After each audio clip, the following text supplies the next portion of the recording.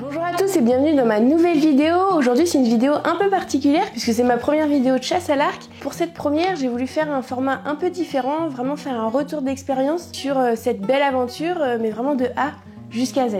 Il faut savoir que quand je me suis lancée dans la chasse à l'arc, je suis vraiment partie avec tous les a priori, toutes les appréhensions qui puissent exister. Mais vous allez voir qu'avec du travail, de la patience, on peut réaliser vraiment l'impossible. Pour la première grande étape de cette aventure, tout a commencé en mai 2021 où il a fallu s'équiper et bien sûr se former. Pour ça, je me suis dirigée vers Vincent Lalande. Il a réussi à m'optimiser un arc qui soit vraiment adapté à moi. Avec lui, on a fait de nombreux coachings de manière à ce que je puisse avoir les bonnes habitudes, etc. pour pouvoir les adapter directement sur le terrain. Si j'enlève la longueur des ongles, 155 mm. On va faire varier la longueur de réglage d'allonge de l'arc par rapport à la tête de décocheur. Si on fait pas ce réglage-là, toi tu vas compenser, mais tu n'auras pas le bon alignement d'épaule. Si tu n'as pas le bon alignement d'épaule, l'arc fonctionnera pas bien. Il faut vraiment absolument avoir la bonne posture et ça c'est en prenant l'envergure qu'on va faire les calculs pour le caler. Après on va déterminer la force qu'il te faut. Après il faut qu'on trouve une mécanique qui soit adaptée à ta force physique en termes d'armement mais également en termes d'allonge.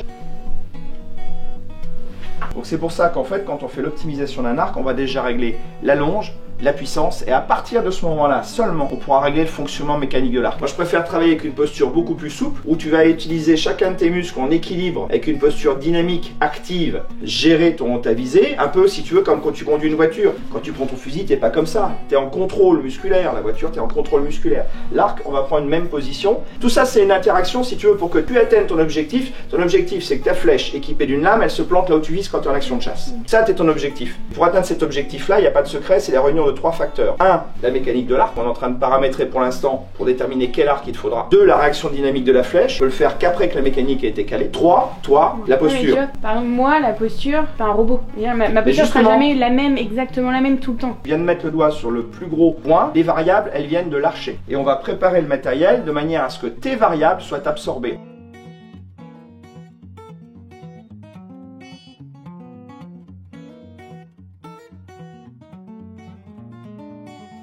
Ensuite, on s'est revu un mois après à peu près, donc en juin 2021, où là, on a vraiment fait les derniers réglages, séances de coaching, etc.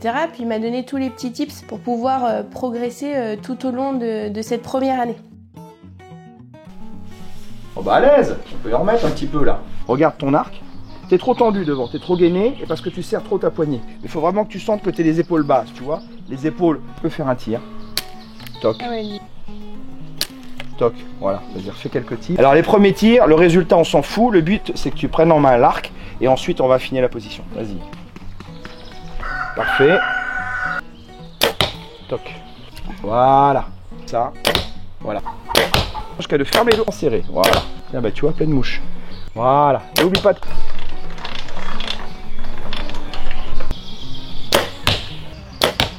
Plein mille. Bravo, bienvenue à la grande famille des chasseurs à l'arc. Merci Vincent. Avec plaisir, il n'y a plus qu'à. Puis l'aventure a continué en mai 2022 où là, avant de chasser, j'ai vraiment voulu retourner voir Vincent. Donc ça a été vraiment bénéfique et ça m'a permis de me lancer dans la première saison de chasse sur le terrain sereinement.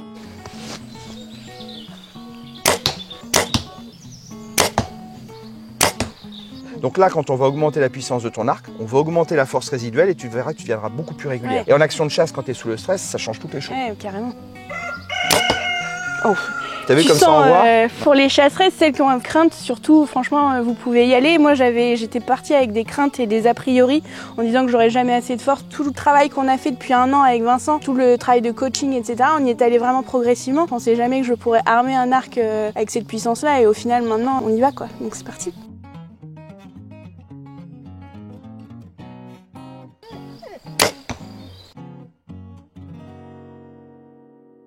Alors ça y est, c'est parti. Première rencontre sur le terrain avec un brocard qu'on appellera le 4. Ça y est, nouveau spot. On a installé la nouvelle chaise qu'on a reçue il y a une semaine.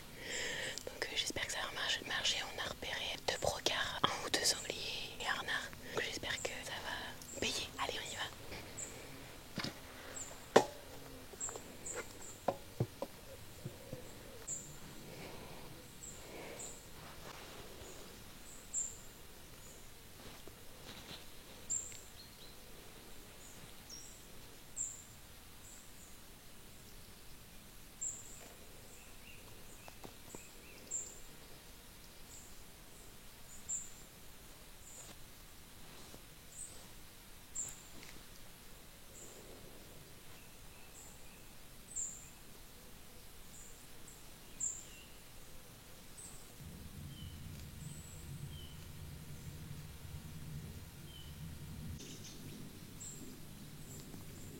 C'est un brocard qu'on connaissait pas mal, on l'avait vu plusieurs fois.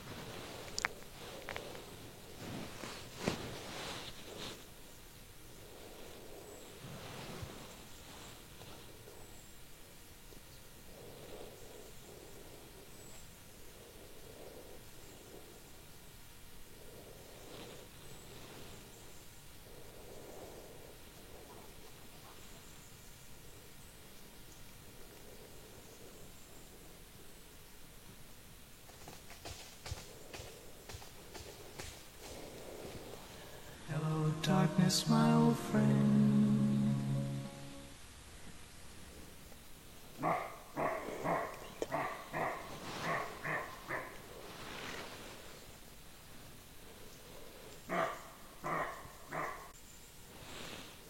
Je sais pas ce qui s'est passé, on est pas laissé bloquer. En fait, ce qui s'est passé là, c'est que déjà à la base, j'avais une appréhension d'être en hauteur parce que j'ai un peu le vertige. Et donc en fait, sur toutes les premières sorties, j'étais assez crispée, assez tendue même d'ailleurs. T'es trop tendu, t'es trop tendu, t'es trop tendu. Il m'a été impossible d'armer mon arc. En fait, ce qui fait que je me suis fait mal à l'épaule, j'ai voulu forcer. En fait, ça a vraiment prouvé que avec l'adrénaline, le stress, j'avais vraiment perdu mes automatismes.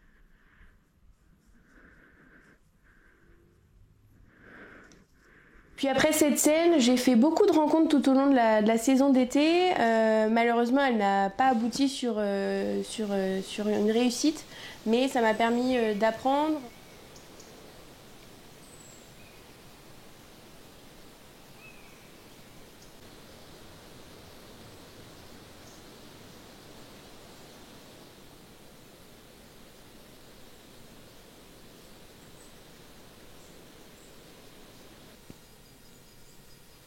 De voir mes erreurs et de surtout pouvoir les emmagasiner et pour pouvoir les corriger pour la suite.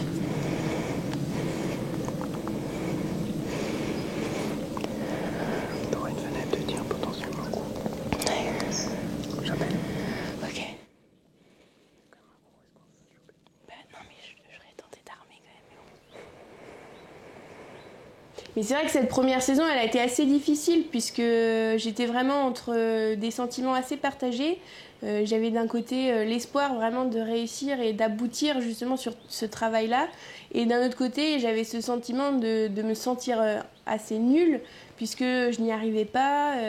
Et il y a un côté un peu aussi réseaux sociaux où on voit les autres et puis forcément on se mesure un petit peu. Et du coup, moi j'avais un peu l'impression, je me dévalorisais peut-être un peu et donc c'était assez dur, mais j'avais mon coach personnel derrière, Alex, qui continuait à me pousser et qui me boostait à chaque fois, donc...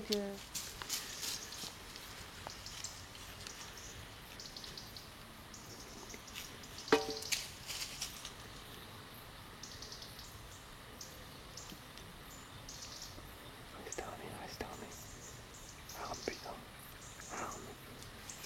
Hello, darkness, my old friend. Saison 2024. Donc ce début de saison, il est assez compliqué de par la météo. On a eu beaucoup de pluie, donc assez difficile à chasser.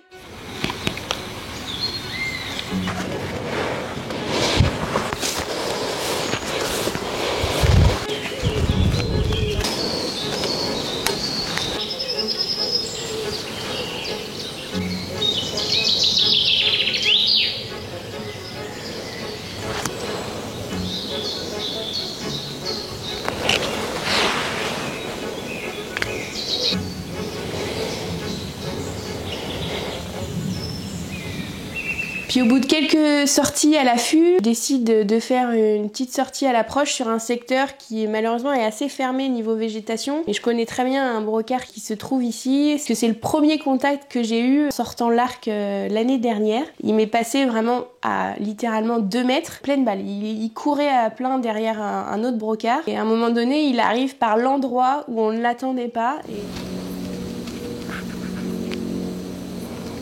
Oui, j'ai vu.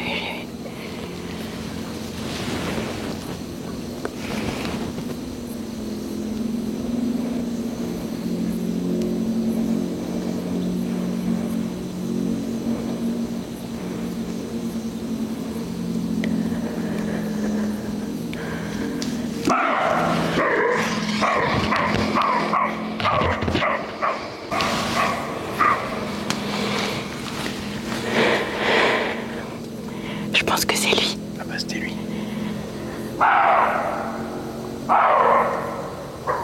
Par le chemin, par là où on est arrivé, face à nous, et donc comme vous avez pu voir dans la vidéo, il nous capte direct quoi. C'est la chasse aussi. Et un matin, je retourne à la chaise, à mon poste d'affût, et donc à un moment donné, sur ma gauche, je vois un mouvement. Je tourne légèrement la tête, je vois un brocard.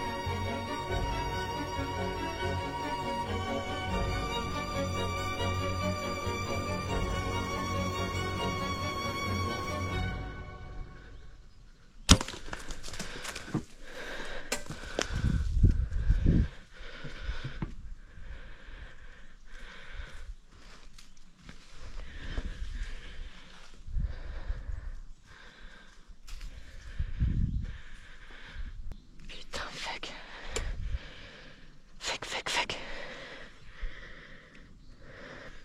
Merde. Mais j'ai essayé de garder mon calme. Je me suis levée, j'ai armé. J'ai décoché. Je me suis complètement précipitée. Je sais pas, peur que l'animal s'en aille ou j'en sais rien. Et en fait, je loupe complètement ma flèche. Au fond de moi, je sais que c'est loupé.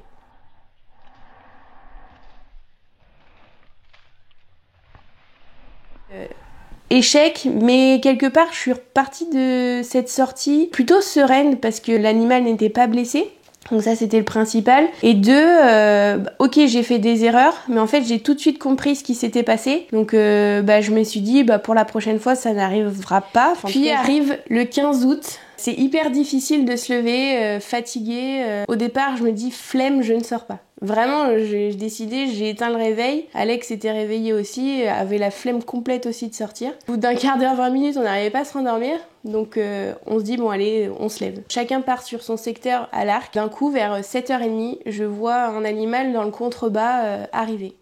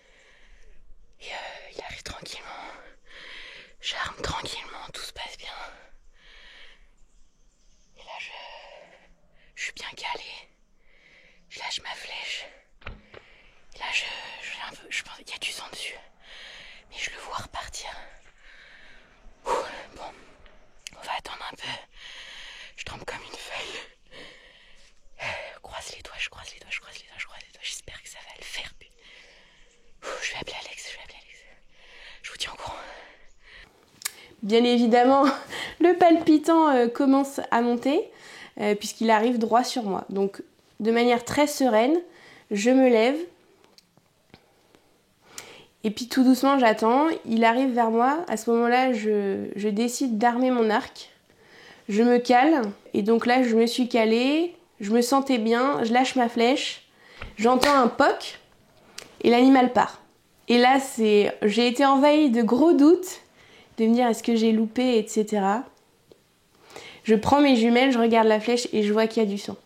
Et là, je suis prise dans un tourbillon d'émotions entre de la joie mais aussi de l'inquiétude parce que je n'ai pas vu l'animal tomber. Je décide d'appeler Alex et de me poser un peu, de réfléchir et surtout de laisser l'animal tranquille quelques instants et ne pas y aller directement. Bon, Margot vient de m'appeler, elle a fléché un brocard. Donc on s'était dit que ce matin, s'il y en avait un des deux qui fléchait, on rejoignait l'autre. Donc bah on va aller voir ça. Comme ça va laisser le temps de reposer un petit peu. J'espère que c'est bon.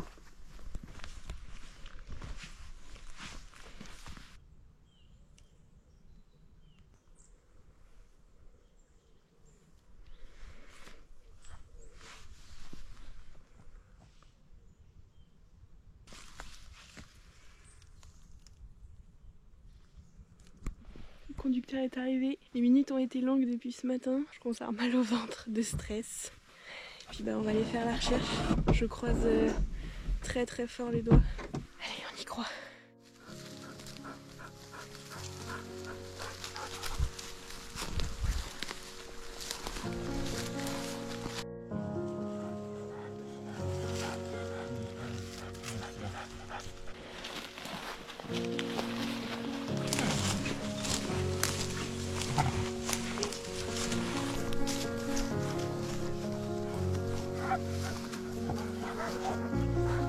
On en avait là et puis après j'avoue là dans ces herbes là c'est pas évident.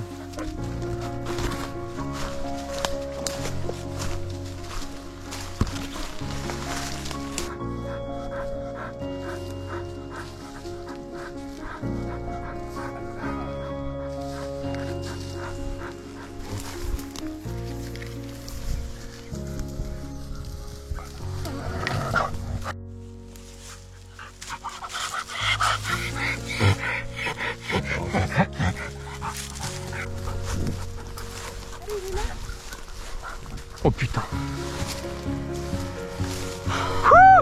Yes. Félicitations. Yes. C'est ton premier en plus. Bon. Bravo mon chat. Bravo. Ouais, il est là. Je vais donner la chaîne, qu'il n'y ait pas de problème. Oh super. Il est bien mort. Comme ta balle, tu vois.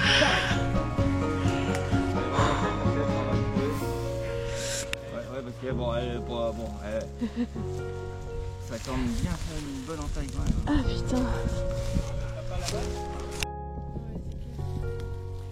C'est bien. Une vieille mais elle a du métier. Est-ce qu'elle aurait pas fait son premier brocard à l'arc? Après tant de mésaventures.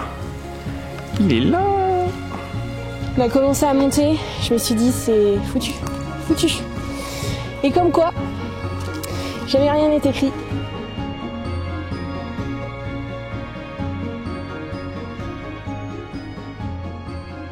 Vous n'imaginez pas, rien que de revoir cette scène et toutes ces émotions, etc. Je vous assure, j'ai limite les larmes aux yeux. De revivre ça, c'était vraiment intense parce que ça n'a pas été gagné. Enfin, vraiment, la recherche, c'est un moment assez spécial puisque on va rechercher l'animal, on a des indices. Mais il n'y a pas l'animal, donc il y a des doutes qui s'installent, etc. Et puis, alors par contre, quand on tombe sur l'animal, j'ai envie de dire, c'est l'explosion de joie. Et puis là, bon, là, enfin, clairement, je me suis fait dépasser par les émotions. Enfin, tout s'est effondré. C'était vraiment 3 années d'aboutissement, en fait, de travail, d'échecs, de leçons, d'apprises, etc. Donc, cette première flèche, elle est importante puisque, en fait, elle permet de se dire, on est capable.